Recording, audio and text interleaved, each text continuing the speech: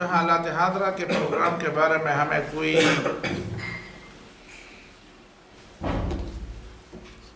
ایسا شخص جو حالات حاضرہ کے بارے میں بتائے فوری طور پر ہمیں دستیاب ہو سکا انشاءاللہ. ہاں اس چیز کو آپ کہہ رہے تھے تو ہم اس پہ تیاری کرتے ہیں. تو وہ آج ہی اس طرح کی بات ہوئی اور آپ کے بارے میں مجھے خیال تھا کہ میں آپ کو کہہ دوں، لیکن میں نے یہ سوچا کہ آپ کو اگر کہہ دوں اور آپ کہیں کہ لیکن ایک دن تو تیاری کے لیے دے دیتے تو پھر میرے لیے مشکل ہوتا. تو کوئی بات نہیں، اگر کسی کے ذہن میں ایسی کوئی بات ہے کہ وہ ضروری سمجھتا ہے تو اب بھی وہ پیش کر سکتا ہے، ایسی کوئی بات تو نہیں ہے، ہم موقع دے دیتے ہیں. اللہ کے حضرت کو شیئر بھی کر سکتے ہیں. ہاں میں یہ سوچتا ہوں کہ اگر اس طرح ہو جائے کہ اگر کسی کے پاس کوئی معلومات ہیں کوئی اہم قسم کی اور وہ سامعین کے ساتھ شیئر کرنا چاہتے ہیں تو بسم اللہ ادھر سے شروع کرتے ہیں. ڈاکٹر صاحب کوئی ایسی بات ہو آگے.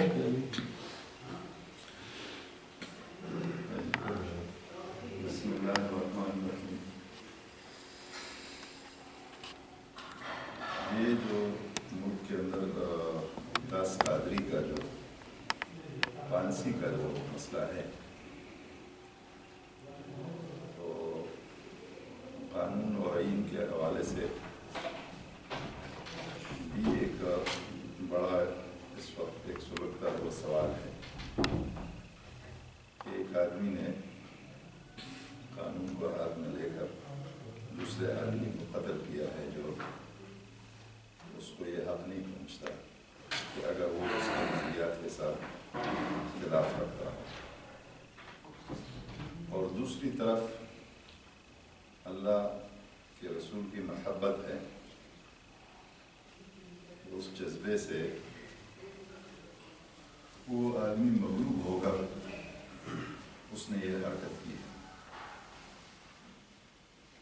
اس کی پانسی اور سلمان تاثیر کا قتل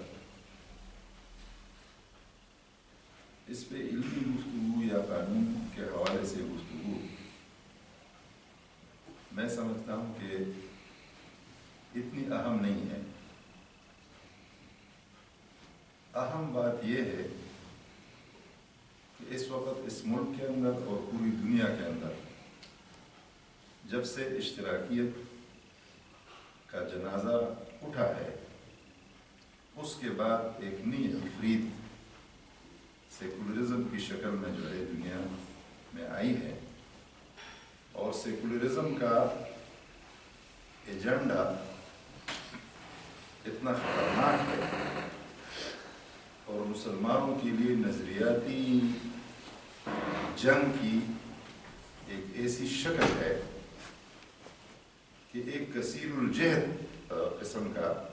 چیلنج ہے.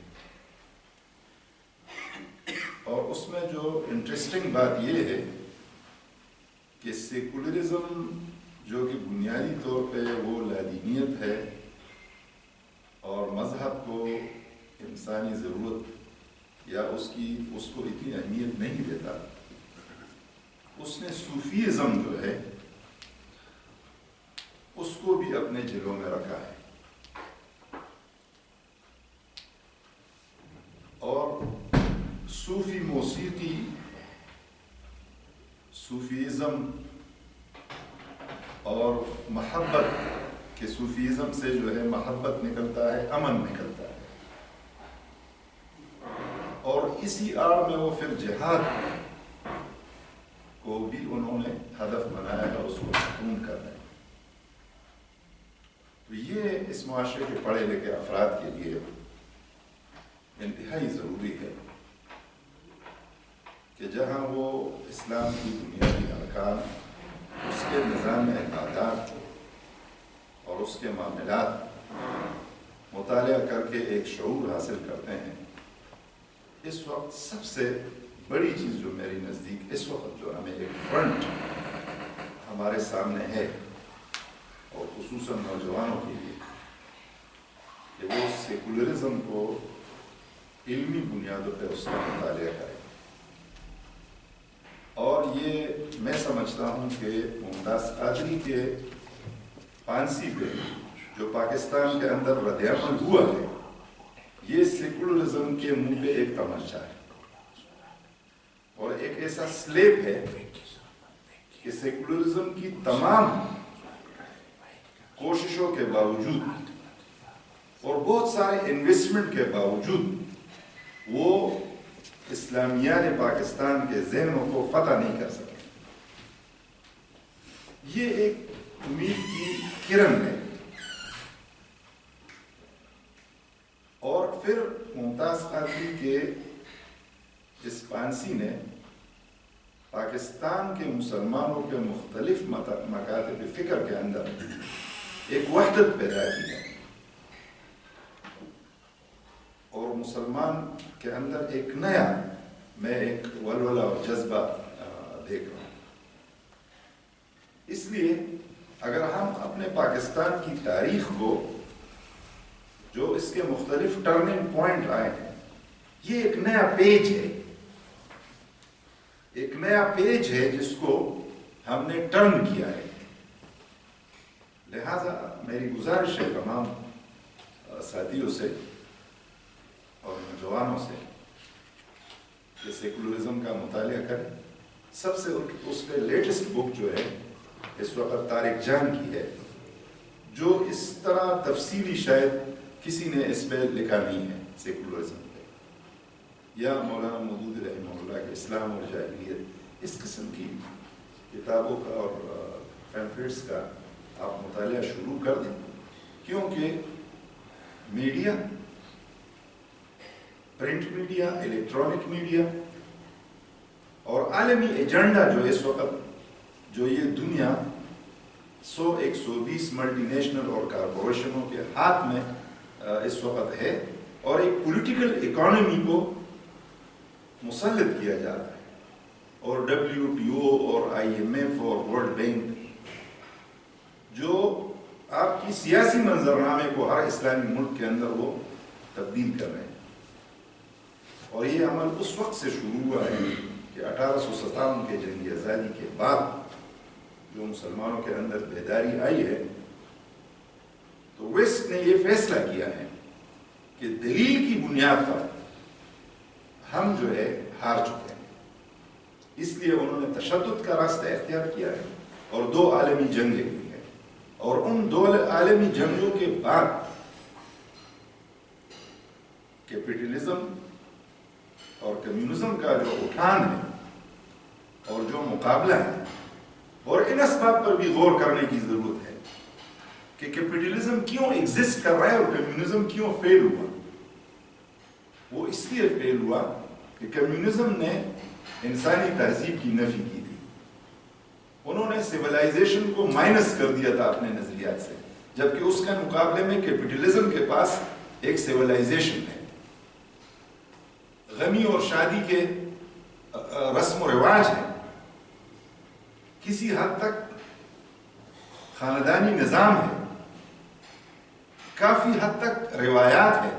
جو یورپ اور برطانیہ کے اندر اور امریکہ کے اندر کسی نہ کسی شکل میں پائے جاتے ہیں. اور یہ بھی اس وحی کا برکت ہے جو انجیل سے ان لوگوں کو ملا ہے. لیکن اشتراکیت نے جہاں مذہب کو مائنس کر دیا اور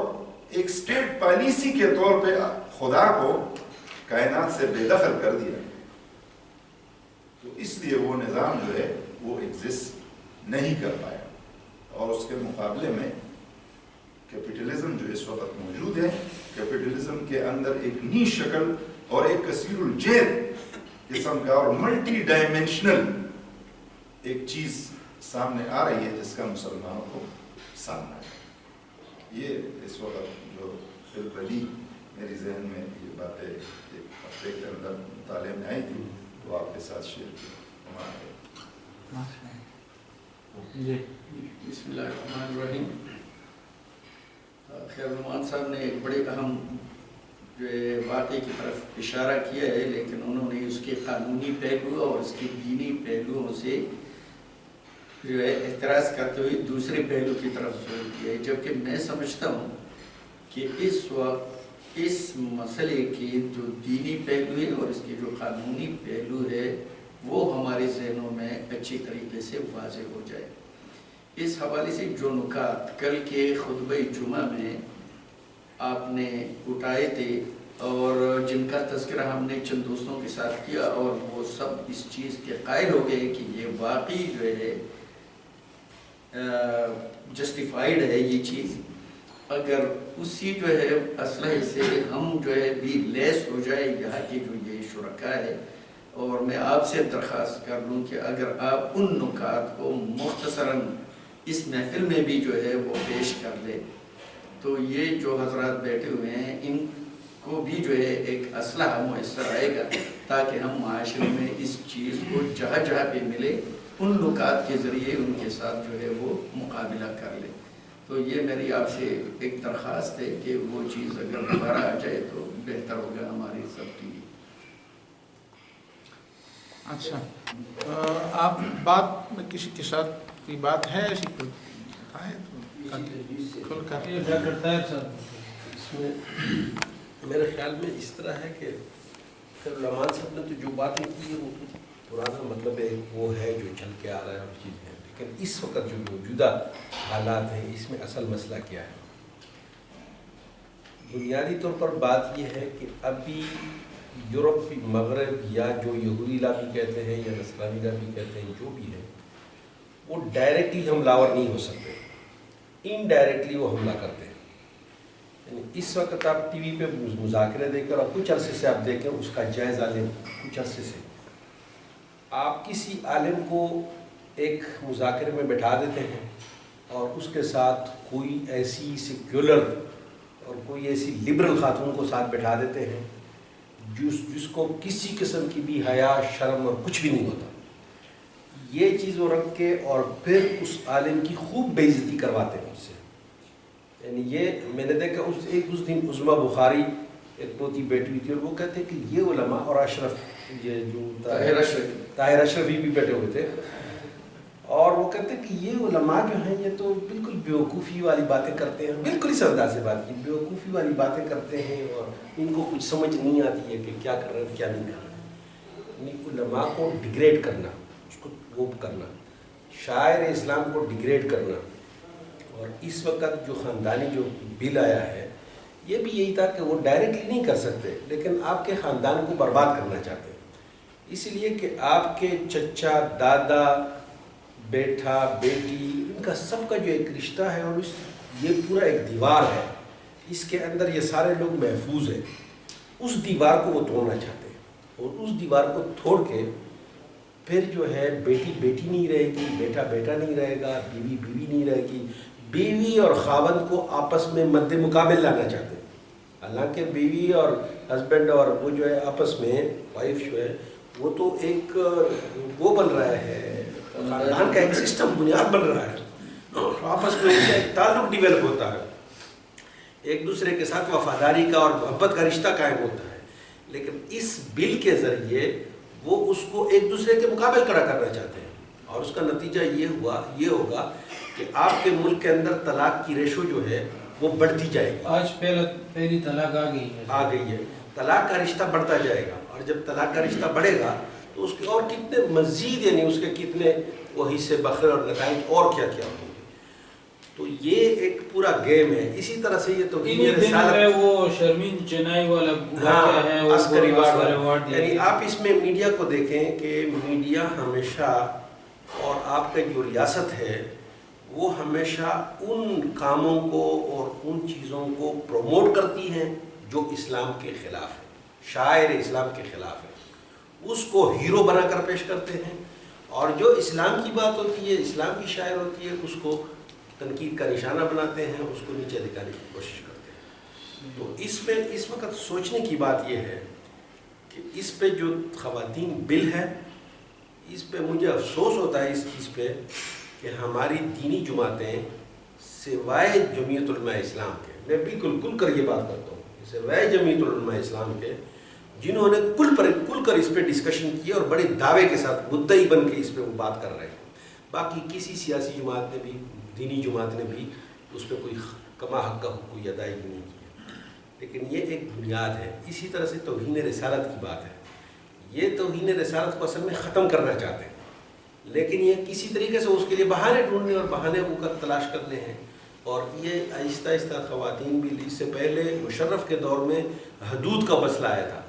اور اس پہ بھی دینی اور مذہبی جماعتوں نے خاموشی اختیار کی، حالانکہ قرآن کے نظام کو اور قرآن کی چیزوں کو تم آئین سے نکالتے ہو، قانون سے نکالتے ہو، لیکن اس پہ کوئی احتجاجی پروٹیسٹ نہیں ہوا۔ تو آہستہ آہستہ یہ چیزیں جو ہے وہ ہمارے اس کو خراب کرنا چاہتی، برباد کرنا چاہتی سوسائٹی کو۔ تو اس میں خواتین بل کے بارے میں بھی تفصیلی طور پر باقاعدہ اس کا جائزہ انالیسس ہونی چاہیے اور اس پہ باقاعدہ کچھ وہ کرنا چاہیے، مرتب کرنا چاہیے، اور اس کو ہر کاپیز جو ہے مختلف پارلیمنٹیرینز کو بیچنی چاہیے، سارے تقسیم ہو اس پہ۔ ماشاء الله. جی ولا یو خبره ده کومه ده موږ د خلک سکیټر کوم چې باندې پکاره تاسو د فوق دغه د دوه ریاستونه په دنیا کې یو اسرائیل دی او یو پاکستان دی چې هغه د مذهب په بنیاد باندې جوړ شوي دي، او اصل کې مقابله چې کوم دی هغه عمدتي دواړو ریاستونو په منځ کې ده. دا نور خلک پکې چې کوم دی دا پکې د یو دغه په حیثیت سره لوبېږي، نه د کلاریانو. لکه امریکا پکې یو غټ پلیئر دی، بټ دې آر ناٹ سټیک هم پکې ډېر غټ دی، خو مطلب یې چې لوبوي همغه یهودیان که نه، نو د اسلام او د یهودیانو سره جګړه ده. اوس یهودیانو ته چې کوم دغه پکار دی هغوی چې پکې ښه دغه کې حساب پکې اخیستی شي، نو هغه سیکولر دغه دی، نو هغوی دپاره هغوی پوره کوششونه لکه اوس د مصطفی کمال صاحب راغلی. خبره چې کټ کوم او ماسته پکې دا یاد وساتئ چې یو پهلوان روان راشي او هغه یو بل سړی را ایسار کړی او غربوي او د دیوال لري چې د بل چې دې ته مقابله وایي. مقابله خو دغه ده، مقابله دا کار څه دي، مطلب ځکه چې که ډېر هم کمزوری دی، خو مقابله پاکستان له طرف نه مقابله څوک کوي؟ پاکستان نه، اصل کې هغه د اسلام خلاف هغه کوي. اسلام په حواله باندې د پاکستان سره د طرف نه مقابله څوک کوي؟ الټیمیټلی دا کومه خبره وکړه چې زه خپله خبره کوم، نو دا بیا به زما خیال چې دې سوال ضرورت به نه پېښېږي. پاکستان واحد ملک دی په ټوله دغه کې چې هغه سره اټومي طاقت دی، که نه؟ او پاکستان واحد ملک دی چې هغه سره یو داسې فوج دی چې سعودي عرب غوندې هغه ملک چې دونه طاقت او هر څه لري هغه پاکستان ته محتاج دی. پاکستان مطلب چې دا په پاکستان په سپورټ له هغه حساب قیادت نه راغلی، که ترکیه غوندې قیادت دلته راغی نو خلکو ته پته ولګي چې دا دیوال را خلاصول څه ته وایي، خو دلته څوک دغه شیزان استعمالونه نشي، کوم شیزان دي سړي دي، داسې قیادت لا نه راغلی، او دا دین یری که داسې قیادت چېرته راغی دا د هغه خلکو ته لاس ته لاړی د هر سره، نو دا به بیا څه کوي؟ هغوی د دین ډېرې. نو دا مصطفی کمال ټایپ خلک چې دلته راشي نو هغوی اکسیجن ورکوي دې دغه ته چې دا خلک هغه طرف ته لاړ نه شي، ځکه چې هغوی د دې دغه نه دونه ویرېدل د دې جنازو د دې دغه نه چې دې ته پته ولګېده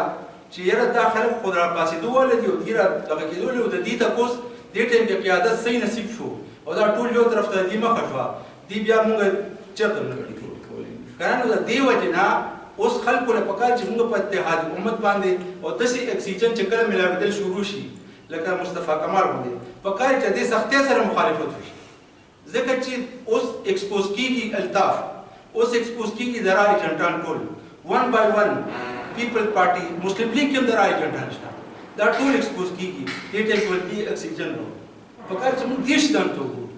مونږ بیا چې هغه خپلو پارټو پورې خلو تا مصطفی کمال هم پېژنې او تا انیس قایم خاني هم پېژنې، د بلدیې په معامله کې چې هغه بتۍ ته اخیسته همدې انیس قایم خاني اخیستې وه 19 کروڑ 98 لاکھ روپۍ دې سړي اخیستې دي، دا به وینځلی شي، دا زبرګ شو او دا مصطفی کمال هم زبرګ شو. خلکو ته چې په ټي وي سینګل برګ پیش کو او تاسو کتلې ونه کوو چې هغه داسې صفا کړي دي دواړه او د دې په باره کې چې دې سړکونه جوړ کړي دي او دې هسپتالونه جوړ کړي دي او دې دا کار کړی دا کار کړی، نو هغه یو قسم هغه راولي متبادل قیادت. بسم الله الرحمن الرحیم. موږ ته پکار دی چې تاریخ باندې لږ لیکي نظر واچو دیني نقطه نگاه سره یو مسلمان په حیثیت سره 1857 کې چې کوم دا خلک جنگ غدر دی، هغه نه پاس 1875 کې وہ آٹھوٹلی وفد راواستولو در اسرائیل پاک باندې چې هغه عوامل چې دي د هغو پته وکړي چې د هغې په بنیاد باندې دا خلک د ملایانو د علماو په اواز باندې راوچته کېږي اکټه کېږي او زموږ لار ونیسي. مو یو ترتیب ورکړو یو کار ته چې څه وخت موږ سر ته رسو دی بیا راته راکول جوړ شي. د هغې په نتیجې کې هغو ټرای وکړله نو د هغه یې تیار کړ غلام محمد قیدیاني په 1901 کې هغې د پیغمبرۍ دعوا وکړه. هغې نه مخکې هغه مشهور په مختلف انداز سره تاسو ټولو ته معلوم دي ضرورت نشته دی. بیا هغې نه پس دا سلسله متواتر شروع ده. د ناموس رسالت په بنیاد باندې څو کاله وړاندې ډېر زبردست اتحاد جوړ شوی په عالم اسلام کې. د زموږ حکمرانانو د هغې لار ونیوله چې هلته ملاله یوسفزۍ په نوم باندې خلک سره تتر بتر کوري طرف ته اوس بیا دغه چې دي قادري بیا د خپلو جذباتو رسول الله صلی الله علیه وسلم سره محبت اظهار چې وکړو هغې په نتیجې کې بیا دلته کې یوه فضا جوړه شوه د اتفاق او اتحاد په یو ځای کېدلو. د هغې ختمولو لپاره بیا د حکومت په تعاون سره دا کسان راوچت شول چې د خلکو توجه دې طرف نه هغې طرف ته واوړي. نو دا سزشت د هغو شته دي او زموږ د خلکو ته پکار دي چې موږ په دې باندې سوچ وکړو او دغه خطرات چې د دې لار څنګه نیولی شي د دې اتفاق او اتحاد او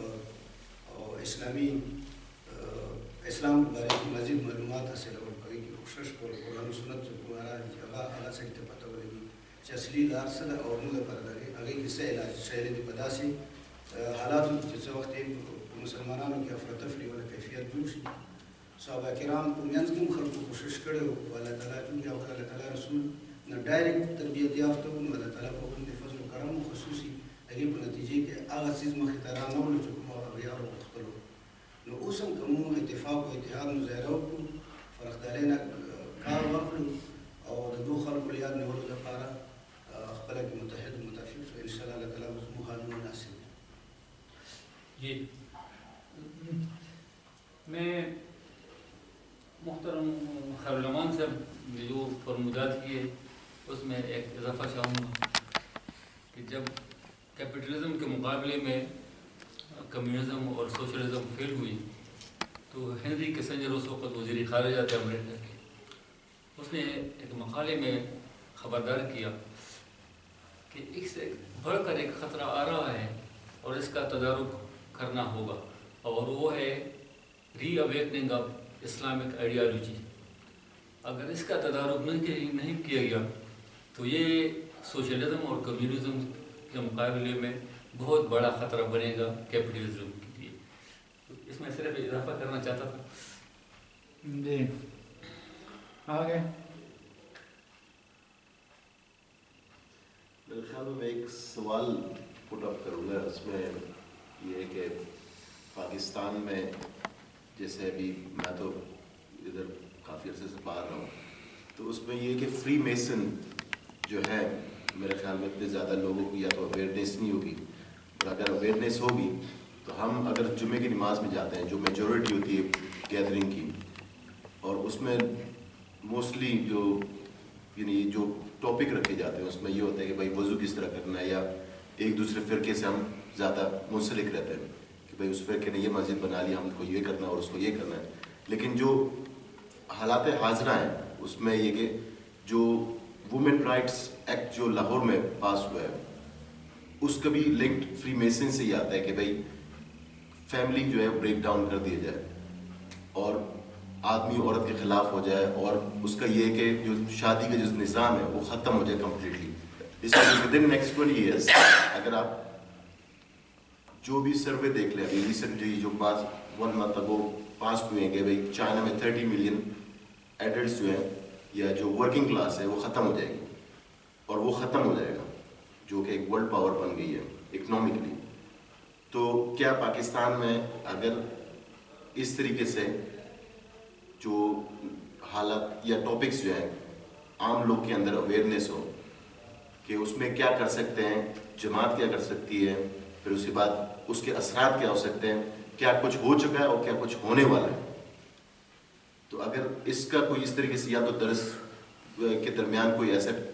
5-10 منٹ دے دیے جائیں کہ بھائی یورپ جو ہے پاکستان کو کس طریقے سے ختم کرنا چاہ رہا ہے, تو اس کے لیے یعنی وہ میرے خیال میں گیدرنگ کے لیے بہت اچھا رہے گا. माशाअल्लाह। जी आगे।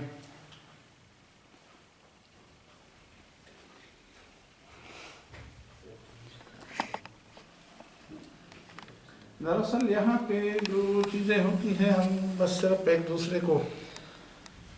अपने मालूमात शेयर कर सकते हैं। ये तो हमारा ये इज्तिमा जो है ये तो एक महदूद किस्म का इज्तिमा है। बस यूँ समझे कि जिस तरह कश्ती में जहाज़ में कुछ लोग सवार होते हैं तो फिर हादसा होता है और कश्ती टूट जाती है और कुछ लोग तख्तों पर इकट्ठे होते हैं, तो फिर हम समझे इस तरह के हम इस पूरे माशरे से नालान किस्म के कि हम समझते हैं कि यहाँ पे हमें कुछ नहीं मिलता, किसी दूसरी जगह पे जाकर न हमें फ़िक्र आखिरत के हवाले से कोई खुराक मिलती है न मालूमात के हवाले से। इसी वजह से हम यहाँ पे इकट्ठे हुए हैं और एक दूसरे के सामने कुछ अपने ख़यालात का और अपने उसका इजहार करते हैं। ज़्यादा से ज़्यादा हमारी कोशिश ये होती है कि दीनी लिहाज से हम बेदार हो जाएँ। हालात हादरा के प्रोग्राम में हम ज़्यादा 2 दफ़ा ये कर चुके हैं। 2 दफ़ा हमने सेंट्रल एशिया के बारे में थोड़ी सी मालूमात एक साथी को कहा, उन्होंने शेयर की। इस दफ़ा कोई ख़ास मौजू तो किसी का नहीं था, ज़्यादा से ज़्यादा यही 2 मौज़ूआत हैं जो ज़ेर बहस हैं, मुमताज़ क़ादरी की फांसी का और ये जो डोमेस्टिक वायलेंस बिल जो पंजाब में पास हुआ है उसी का तज़किरा था। बाकी माशाअल्लाह आपने अच्छी बातें की, इसकी तरफ तवज्जो देने की ज़रूरत है, लेकिन बहरहाल हम फरियाद ही कर सकते हैं। आगे हमारे पास तो ज़ाहिर है कि न वो वसाइल हैं न वो ज़राए हैं कि हम उसके बेस पर कुछ मनसूबाबंदी कर सकें। मेरे ख़्याल में ज़हूर साहब ने जो बात की थी वो चीज़ें मेरे ख़्याल में ये है कि अगर वो मैं खैर ब्रीफली आपके सामने पेश भी करूँगा, लेकिन मेरा इरादा बन गया था कि मैं उस पर कुछ लिखूँ और इन्हीं चीज़ों को तहरीर में ले आऊँ, तो शायद उसका फ़ायदा फिर ज़्यादा होगा और हम ज़्यादा तादाद में उसको छपवाने का कोई इंतज़ाम भी कर लेंगे। मुनासिब है, अगर आप लोगों की तरफ से वो हमने सुना नहीं है आप हाँ तो मैं थोड़ा सा वो उसको बता रहा ब्रीफ हूँ, ले लेगा, अगर हम कोई तजवीज़ आगे दे सकते हैं उसको तो मैं पहले वो बता दूँ फिर उसके बाद महीने के प्रोग्राम के बजाय अगर हम 15 दिन बाद जो अभी डॉक्टर साहब ने पॉइंट आउट किया या कह रहे हैं उस पर खुसूसी नशस्त हम करना चाहिए और हाजिरी भी उसमें इंश्योर कर देती ज़्यादा तो राय लें इस पर। मुझे तो इस पे मुझे तो खुशी होगी, बजाय इसके कि हम महीने का इंतजार करें, let it be after 2 weeks और इस मौजूद में खुसूसी नशस्त पे हो जाए कि जो मुमताज़ क़ादरी का ये जो इवेंट है इसके कानूनी और शरई पहलू पे और खुसूसन तहफ़्फ़ुज़ नामूस रिसालत इसी तनाज़ुर में कोई आप उस पर तैयारी करके आप हमें मुस्तफ़ीद कराएं। हाँ इस पे अगर आप करते हैं तो एक खुसूसी नशिस्त इसी ही के लिए बुलाई जाए तो फिर मेरे ख्याल में उसके लिए घंटे से तो ज़्यादा वक्त होना चाहिए, कम से कम 2 घंटे होने चाहिए। घंटा और 2 घंटे हो। मेरी तो तजवीज़ ये है कि जो तहरीर आपके जहन में जो नुकात आपने उठाए हैं उनको अगर मज़ीद एलेबोरेट करके और हम अगले जुमे से कबल उनको उलमाए किराम और खुतबाए किराम तक पहुँचा दें कि आइंदा जुमे को वो सब लोग उसको मौजू बना ले और उसको जो है प्रॉपरली डिसमिनेट कर ले। हम अपने तौर पे बेशक कर ले, लेकिन यहाँ पे हम कितने लोगों को जमा करेंगे? हमारे जुमे के अल्हम्दुलिल्लाह ऐसे बड़े बड़े इज्तिमात होते हैं जिसमें 3,000 4,000 लोग जो है वो आते हैं, तो उसी फोरम को अगर हम इस्तेमाल कर ले तो मेरे ख्याल में ज़्यादा बेहतर होगा इस मौजूद। फिर इसको नेट पे फेसबुक पे दिया जा सकता है, लोग इसको और भी ले जाएंगे लोग, लेकिन उसके जरा अच्छे सा उसके काम होते हैं। जी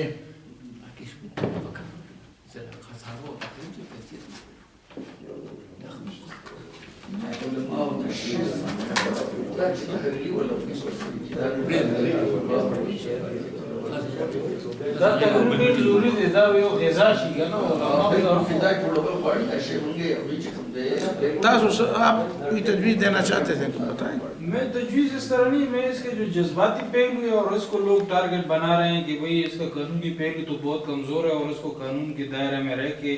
ممتاز قادری کو آگے بات بڑھا لینی چاہیے تھی. اس کا یہ تو بے شک ایک قانونی پہلو ہے جس میں اس کو قانونی شکست کا سامنا کرنا بہرحال پڑتا ہوتا اگر وہ قانون کے اس پہ دائرے پہ آ جاتا. لیکن اس کا جو جذباتی اور روحانی پہلو ہے اس میں یہ لوگ رسول اللہ صلی اللہ علیہ وسلم کی شخصیت کو نظر انداز کرتے ہیں. لوگ گائے کی بےزتی پہ اور گائے کے اس پر قتل عام کرتے ہیں اور ان کو کوئی نہیں کہتا کہ بھئی آپ کی گائے بیچاری جو ہے وہ قتل ہو گئی اور اس پر آپ لوگ قتل عام کرتے ہیں. اور ایسے ایسی ویڈیوز آئی ہوئی ہیں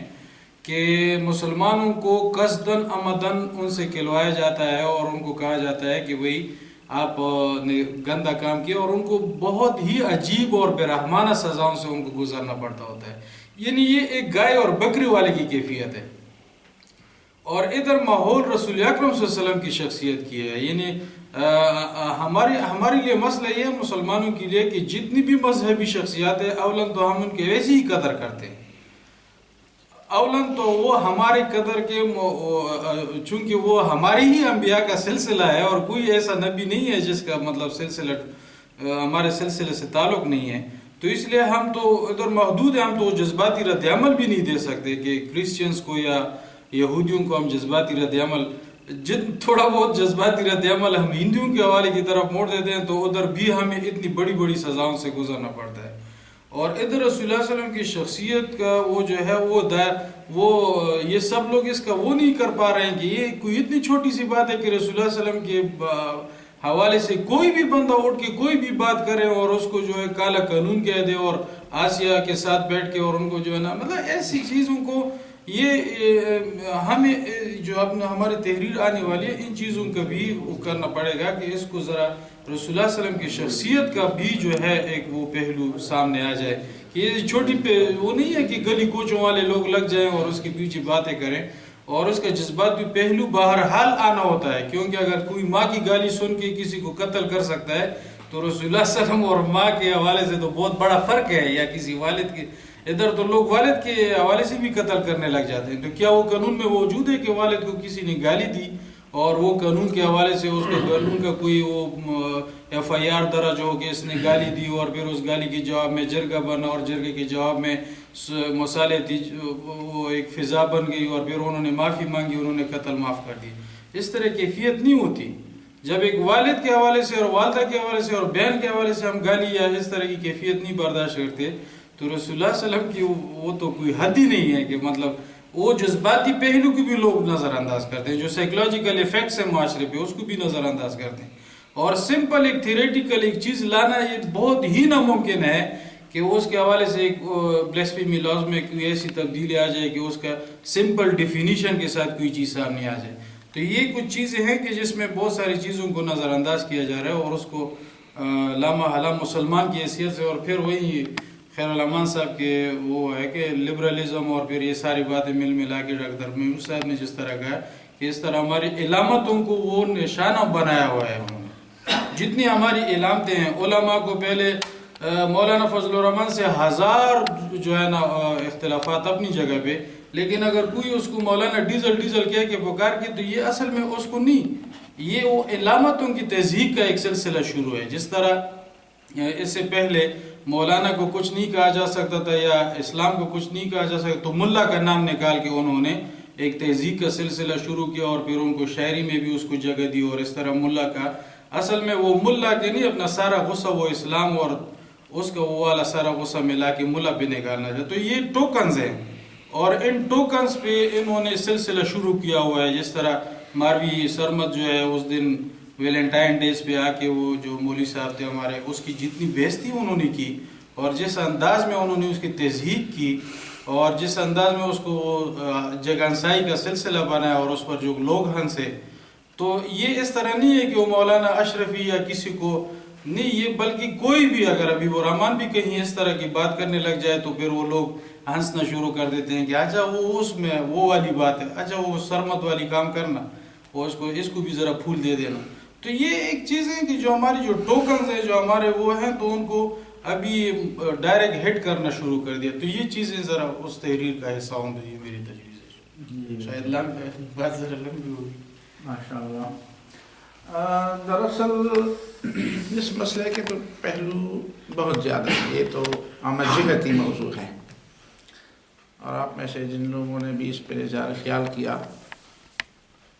تو مثبت اظہار خیال ہے, اچھی باتیں ہیں اور ہر مسلمان کے دل کی یہی آرزو ہے. بہرحال وہ کوئی اس کو بہت ایک لحاظ سے سیاسی معاملے کے ڈانڈے بھی اس سے ملائے گا, کوئی معاشیات کے مسائل کے بھی ملائے گا, کوئی ریاستوں کے معاملات کو بھی اس سے بات ہے. جتنے بھی پہلو ہیں ان سب پہلوؤں سے اس مسئلے کی ایک وابستگی ہے. اور میرے خیال میں اگر اس موضوع پر بولوں اور پوری تفصیلات کے ساتھ, تو جس طرح آپ نے پہلے بھی کہا کہ اس کے لیے کافی وقت چاہیے. پھر صرف 10 جو 3 باتیں ہیں ان باتوں کی طرف میں آپ کی توجہ دلاتا ہوں جو سطحی قسم کی باتیں تو نہیں ہیں, لیکن بہرحال اس پہ آپ کسی مجلس میں اور کسی بحث میں حصہ لے کر آپ اس سوالات کے جوابات پوچھ سکتے ہیں کہ بھائی یہ معاملے کیسے ہیں, یہ کیسے ہوا اور یہ اس کا کیا جواب ہے. پہلی بات یہ ہے کہ ممتاز قادری مرحوم سے پہلے آسیہ مسیح نے رسول اللہ صلی اللہ علیہ وسلم کی شان میں گستاخی کی تھی. وہ گستاخی ایسی نہیں تھی کہ وہ کوئی فرقہ واریت کا کوئی جھگڑا تھا اور یا کوئی سرسری قسم کی بات تھی, بلکہ سیشن کورٹ میں باقاعدہ کیس چلا, اس پورے علاقے کے لوگوں کی گواہیاں لی گئیں اور سیشن کورٹ میں باقاعدہ اس کو پھانسی کی سزا ہوئی. تاثیر اس وقت گورنر تھا اور اس نے خود وہاں پہ جیل جا کر اس کو اپنے ساتھ بٹھایا آسیہ مسیح کو, اور پھر اس قانون کو بار بار وہ کالا قانون کہتا رہا, انتہائی غصے کی حالت میں اور انتہائی قسم کے ایک کیا کہتے ہیں اس کو مذاق اڑانے کی حالت میں. اور پھر اس نے بحیثیت گورنر کہ میں آخری حد تک اس بارے میں جاؤں گا اور میں اس کی حمایت کروں گا اور اس کو میں, یہ اس نے نہیں کہا کہ اس نے رسول اللہ صلی اللہ علیہ وسلم کی شان میں کوئی گستاخی نہیں کی ہے. یہ ایک لفظ بھی کوئی ثابت نہیں کر سکتا کہ سلمان تاثیر نے آسیہ مسیح کے ساتھ بیٹھ کر یہ بات کی ہو کہ اس نے گستاخی نہیں کی ہے یا گستاخی کی آئین پاکستان میں یہ سزا نہیں ہے. یہ باتیں اس نے بھی نہیں کی ہے, گویا کہ اس نے یہ تسلیم کیا ہے. پھر کچھ لوگ اس بات کو مشکوک بنا رہے ہیں کہ نہیں یہ معلوم نہیں, کچھ بڑے بڑے لوگوں سے بھی یہ باتیں منسوخ کی جاتی ہیں. مجھے نہیں معلوم کہ یہ نسبت ٹھیک ہے کہ غلط ہے. آج بھی ایک بڑی شخصیت کی طرف اس بات کو منسوخ کیا گیا ہے, واللہ عالم وہ ڈبنگ ہے یا جھوٹ ہے, کوئی بھی بات ہے. ایسی باتوں کی کوئی, جب تک ہمیں یہ نہ بتایا جائے کہ آخر ممتاز قادری کا سلمان تاثیر کے ساتھ کوئی اس کی ساتھ کوئی دشمنی تھی. اگر دشمنی نہیں تھی اور اس بات کے گواہ عین موقع کے گواہ موجود ہیں کہ جس موقع پر سلمان تاثیر پر وہ فائر کھول رہا تھا اس سے پہلے اس نے اس سے باقاعدہ پوچھا اور اس بات کی خود اپنی کانوں سے تصدیق, اس نے سنا تو تھا بار بار, لیکن اس نے خود اس سے براہ راست پوچھا کہ تم رسول اللہ صلی اللہ علیہ وسلم کے توہین کرنے کو جائز سمجھتے ہو, اور عین اسی وقت اس نے جو گالی نکالی تھی اس کو بھی گواہی کے لیے اس شخص غالباً فاروق یا اس طرح کا کوئی نام ہے اس کا, تو جو اس موقع کا گواہ ہے اس شخص کو گواہی کے لیے پیش نہیں ہونے دیا گیا. تو آخر ایک شخص جو اس وقت جذبات میں آیا اور اس نے جذبات میں آ کر اس شخص پر فائر کھول دیا, اس کو تو آپ کہتے ہیں کہ اس کو فوراً پھانسی, میرے خیال میں اس کو جو سزا دینے اور اس سپریم کورٹ سے اس کی سزا اور اس کے سزا پر عمل درآمد کرنے میں کوئی 1.5 سال بھی نہیں گزرا ہے. اس سے پہلے آسیہ مسیح کو باقاعدہ سزا ہوئی ہے اور کورٹ نے اس کو, لوور کورٹ نے اس کو سزا دی ہے. ابھی تک اس کی سزا پر کوئی عمل درآمد نہیں, وہ بالکل اسی طرح سردخانے میں کیس پڑا ہوا ہے. بلکہ ہم نے یہ سنا ہے اور پتہ نہیں یہ اس بات کا پتہ چل جائے گا کچھ دنوں میں کہ اس کے لیے جرمنی کو لے جانے کی تیاریاں ہو رہی ہیں باقاعدہ, اور کسی طریقے سے اس کو کسی بھی طریقے سے اس کو آزاد کر کے اس کو جرمنی لے جایا جائے گا، اور اس کے لیے باقاعدہ باتیں ہو رہی ہیں، مذاکرات ہو رہے ہیں۔ کس حد تک بات پہنچی ہے اور کب اس پہ عمل ہوگا یہ ہمیں نہیں معلوم۔ تو پہلا سوال تو یہ ہے۔ دوسرا سوال یہ ہے کہ ہر معاملے میں اتنی جلدی ہم نہیں دیکھتے، جتنی جلدی یا تو اس معاملے میں ہوئی ہے اور یا ریمن ڈیوس کے معاملے میں ہوئی ہے۔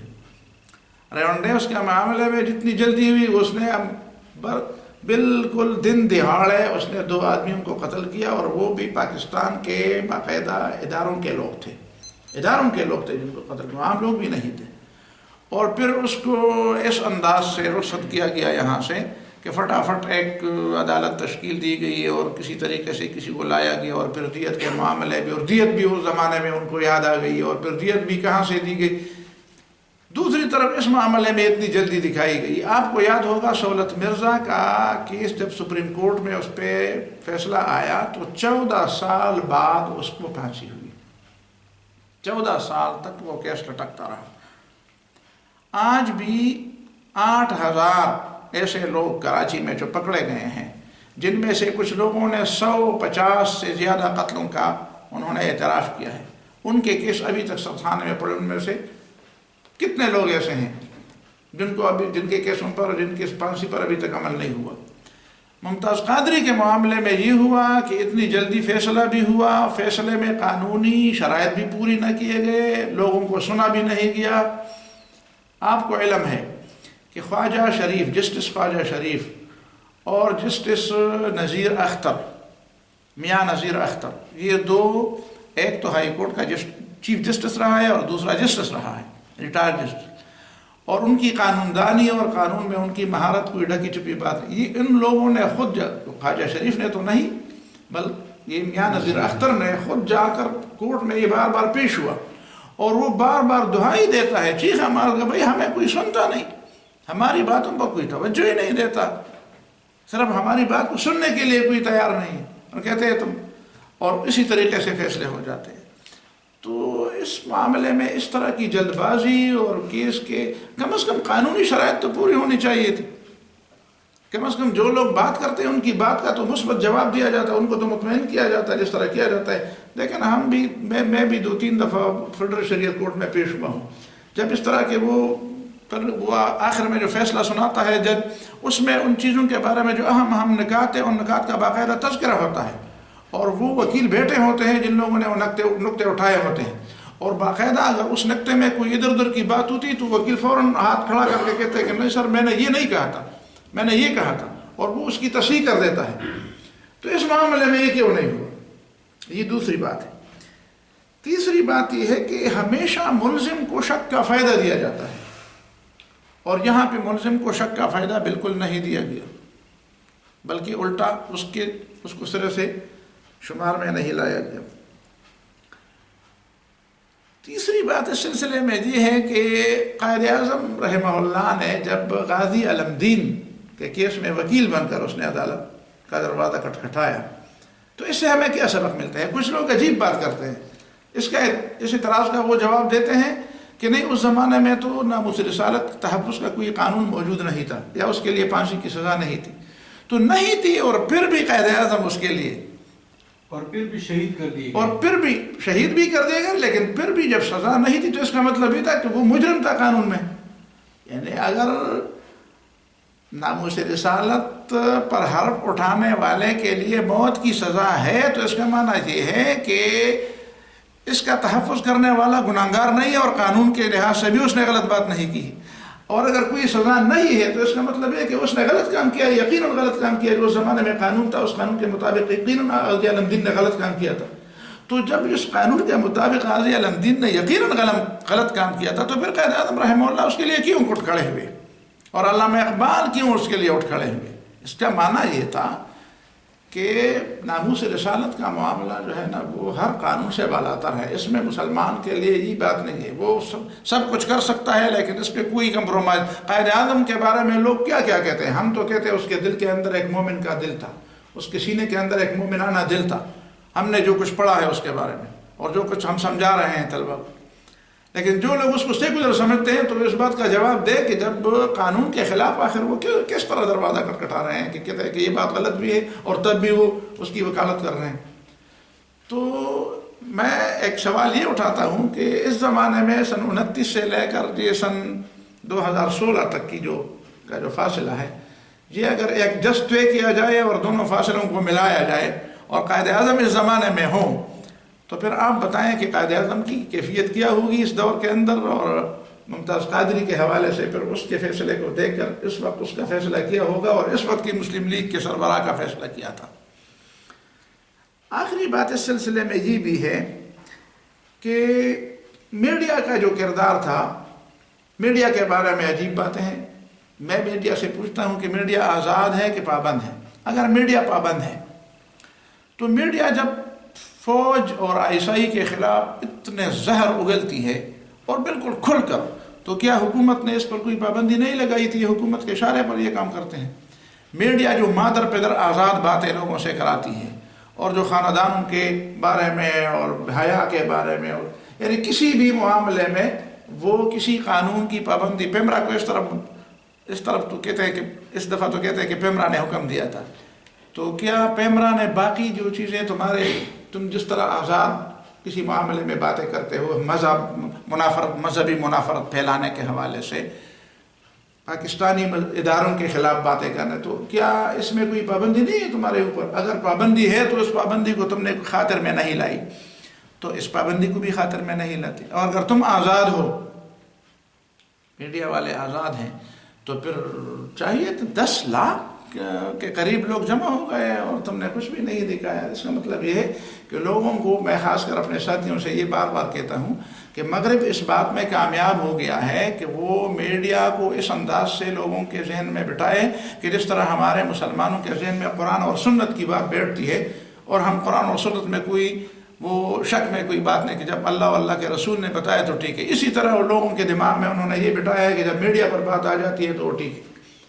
تو لوگوں کو کم از کم اس ایمانیات سے میڈیا کو نکالنا چاہیے. یہ بات. دوسرا موضوع اس میں یہ ہے کہ قانون میں ہاتھ لینا کیسے، قانون ہاتھ میں لینا کیسے، اور اس نے تو قانون ہاتھ میں لیا. یہ بات تو غلط ہے. قانون ہاتھ میں لینے کی بات کر کے یہ لوگ بھول جاتے ہیں کہ لوگوں کو یہ بات اس وقت کیوں یاد آ گئی جب سلمان تاثیر کو قتل کیا گیا. سلمان تاثیر کے قتل ہونے سے پہلے جب سلمان تاثیر نے خود قانون کا مذاق اڑایا، اس پر تھوکا، اس کو روندا اور اس کو کالا قانون کہا، گویا کہ قانون کو اس نے گالی دی. آپ حیران ہیں کہ ایک گورنر جس نے، جو باقاعدہ ریاست کا نمائندہ ہے اور اس نے آئین کی پاسداری کا اور اس کے تحفظ کا حلف اٹھایا ہے، وہ تو قانون کو کالا قانون کہہ کر گویا کہ اس کا مذاق اڑا. اور ہم ممتاز قادری سے توقع رکھتے ہیں کہ وہ قانون کی پابندی کر لے گا اور قانون کو ہاتھ میں نہیں لے گا، جبکہ وہ دیکھ رہا ہے کہ لوگ قانون پر تھوکتے ہیں اور وہ قانون کو رونتے ہیں اور اس کا مذاق. وہ لوگ جن کی ذمہ داری یہی ہے، جن کا منصب اور اتنا بڑا منصب، گورنر کا بڑا منصب، اس کے بیچارے کے ہاتھ میں تو صرف ایک بندوق تھی، وہ تو صرف یہی جانتا تھا کہ اس بندوق کو چلانا ہے. تو یہ باتیں اس زمانے میں کیوں نہیں کی گئی؟ پھر اس زمانے میں وہ کلام ہے، مجھے یاد ہے کہ اسلام آباد بار کے وکیلوں نے شیر رحمان نے بھی کچھ تبصرے کیے تھے. شیر رحمان کے بارے میں بھی باتیں آپ کو یاد ہوں گی، اس نے بھی کچھ تبصرے کیے تھے اس معاملے پر. تو شیر رحمان اور سلمان تاثیر کا داخلہ اسلام آباد بار کے وکلاء نے باقاعدہ بار میں بند کیا تھا داخلہ. اس کا مطلب یہ ہے کہ وکلاء کی طرف سے بھی کافی تو کسی نے اس کا نوٹس نہیں لیا. پھر اس پہ مقدمہ چلتا، اس کے کم از کم FIR تو درج ہوتا، لیکن یہ نہیں ہوا. اس کے بعد پھر دوسری بات کہ آج بھی تقریباً لاہور ہائی کورٹ کے وکلاء، اسلام آباد ہائی کورٹ کے وکلاء اور 2 جج جن کا میں نے نام لیا، یہ 2 جج کہتے ہیں، خواجہ شریف بھی کہتا ہے اور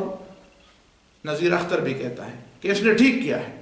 ہم جیسے لوگ اگر کہہ دیں تو چلو ہمیں تو آپ جذباتی کہہ دیں، عام مسلمان تو جذباتی ہوتا ہے، لیکن وہ جو جج رہے ہیں، ریٹائر ہوئے ہیں، انہوں نے جو فیصلے کیے ہیں، کتنے لوگوں کو انہوں نے سزائیں دی ہوں گی، کتنے لوگوں کو انہوں نے بری کیا ہوگا، کتنے انہوں نے فیصلے کیے ہوں گے، تو وہ کیوں یہ سمجھتے ہیں کہ قانون میں ہاتھ لینے کے باوجود یہ شخص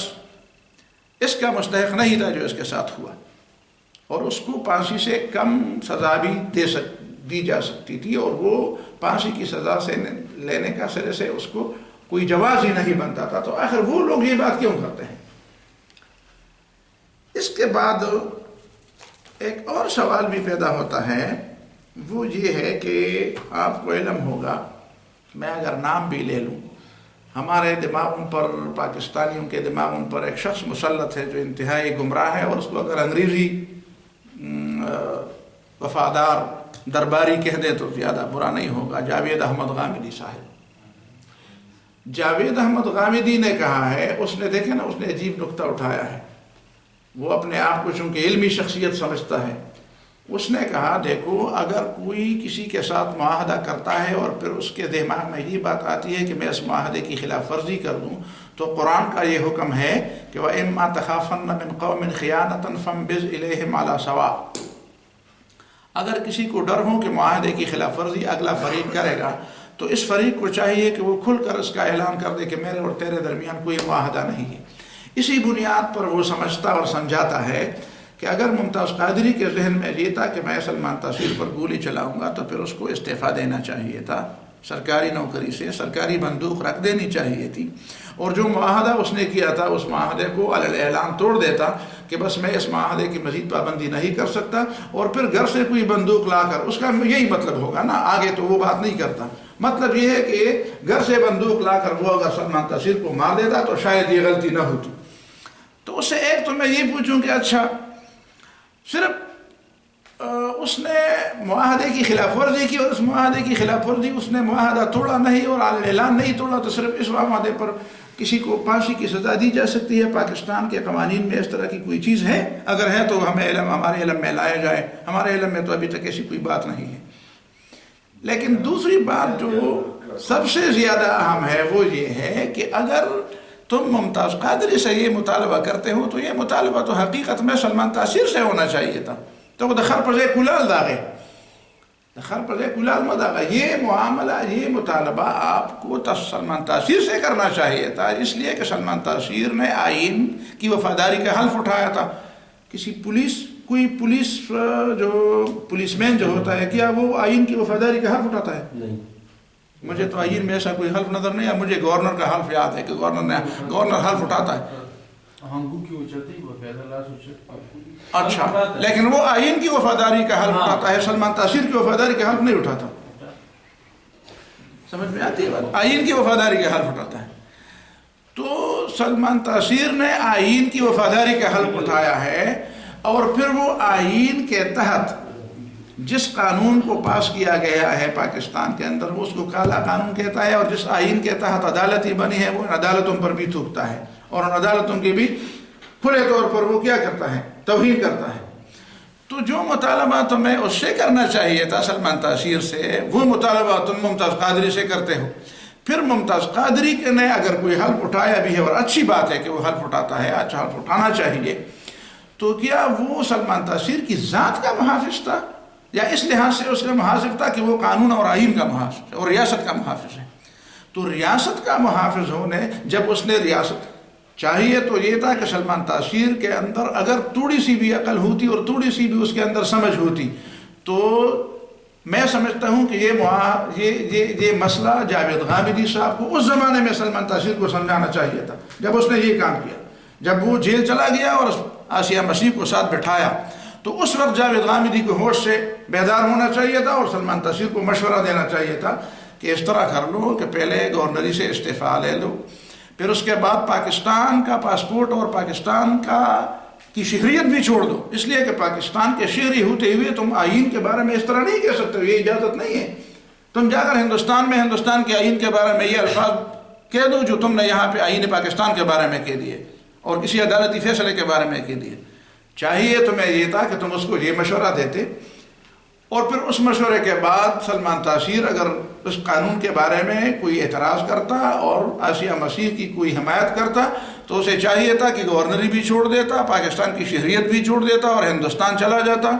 اور درمیان میں مجھے معاف کر دیجیے، میں نے تھوڑی سی سنا ہے کہ وہاں پہ کوئی سکھ خاتون ہے اور اس خاتون کے ہاں ایک بیٹا ہے اور وہ سمجھتی ہے اور وہ ہر جگہ کہتی ہے کہ یہ سلمان تاثیر کا بیٹا ہے. تو اس معاملے کے مطلب ہے کہ چونکہ اس کا وہاں پہ ایک گھر بھی ہے پہلے سے جو عام لوگوں کو نہیں معلوم، اور ایک بیٹا بھی ہے اور ایک بیوی بھی ہے،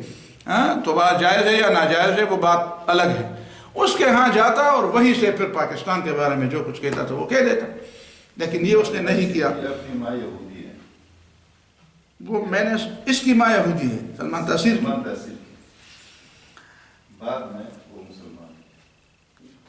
اس کے بعد میں آخر میں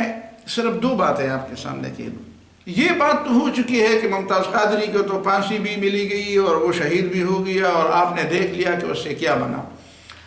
میں پوری تاریخ میں جب دیکھتا ہوں تو بہت کم ایسے واقعات ہوتے ہیں کہ کسی کی شہادت سے اتنی بیداری پیدا ہوتی ہے جس طرح کی بیداری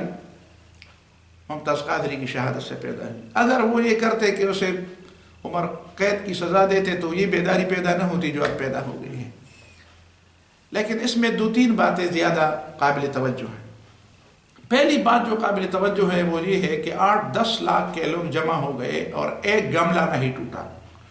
لہذا وہ لوگ سفید جھوٹ بولتے ہیں کہ جو کہتے ہیں کہ یہ مذہبی جماعتیں یہ دہشت گرد ہیں اور یا دہشت گردوں کے ساتھی. اگر یہ دہشت گرد تھے اور ان کے دماغ میں تھوڑی سی بھی دہشت گردی کی بات ہوتی تو اس وقت پنڈی کے در و دیوار ہل جاتے اور کوئی دیوار اور کوئی دکان اور کوئی شیشہ اور کوئی گاڑی اور کوئی سرکاری دفتر سالم نہ بچتا. لیکن ایسا کبھی نہیں ہوا. دوسری بات یہ ہے کہ لوگ کہتے ہیں یہ مذہبی لوگ ایک دوسرے کو برداشت نہیں کرتے. اہل حدیث جیسے لوگ بھی اس مجلس میں تھے اور بالکل کھل کر آ گئے تھے، انہوں نے کھل کر باتیں کی. ہاں یہ لوگ کہتے ہیں ایک دوسرے کو کافر قرار دیتے ہیں. کسی نے تو ممتاز قادری کو نہ کافر قرار دیا، نہ گمراہ قرار دیا، نہ بے دین قرار دیا، اور نہ یہ کہا کہ چونکہ یہ گمراہ ہے، یہ بے دین ہے، یہ بدعتی ہے، یہ دوال ہے، یہ مدل ہے، اس لیے میں اس کے جنازے میں شرکت نہیں کرتا. پتہ چلا کہ یہ باتیں اپنوں سے زیادہ پرائے لوگ اس کو ان باتوں کو ہوا دیتے ہیں.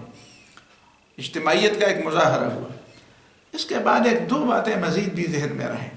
پہلی بات یہ ہے کہ بریلوی مکتب فکر ایک ایسا مکتب فکر ہے جس نے پاکستان بننے کے بعد بہت کم موقعوں پر کوئی ہلچل اور کوئی مظاہرہ اور کوئی جوش جذبات کا کوئی مظاہرہ کیا ہو.